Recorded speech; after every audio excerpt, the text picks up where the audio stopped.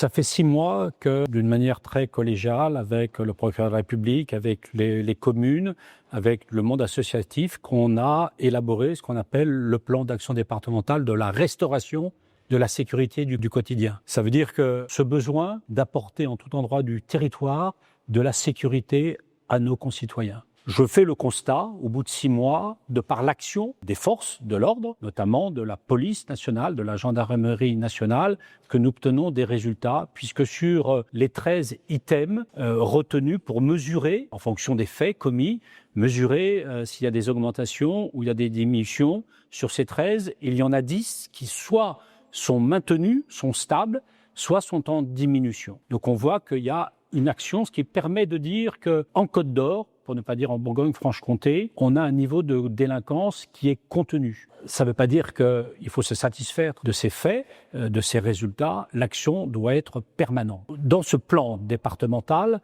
nous avions un axe également central. C'est la lutte contre le trafic de drogue, les trafiquants de drogue, car de ce trafic découlent également beaucoup d'autres faits, des rixes, je dirais, entre bandes rivales, des homicides, et on en a connu malheureusement en Côte d'Or, des faits de prostitution, des faits de séquestration et de torture.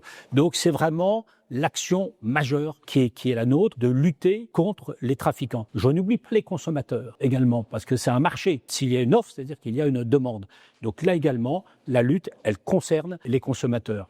Mais dans ce volet répressif, il nous faut également bâtir un volet préventif. C'est la raison pour laquelle, notamment avec l'éducation nationale, nous menons des actions dans les écoles, dans les collèges, dans les lycées, pour sensibiliser les jeunes au fait qu'il ne faut pas toucher de la drogue et encore moins devenir trafiquant de drogue, parce que c'est la destruction d'un individu et souvent c'est la destruction également de l'ensemble d'une famille.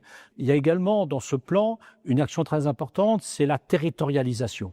La territorialisation, ça veut dire faire en sorte qu'un maximum de policiers et de gendarmes soient sur le terrain, proches de la population. Dialogue avec la population, ça permet d'abord de savoir ce qui se passe et ça permet de sécuriser et d'envoyer également un message de sécurité à l'ensemble de nos concitoyens.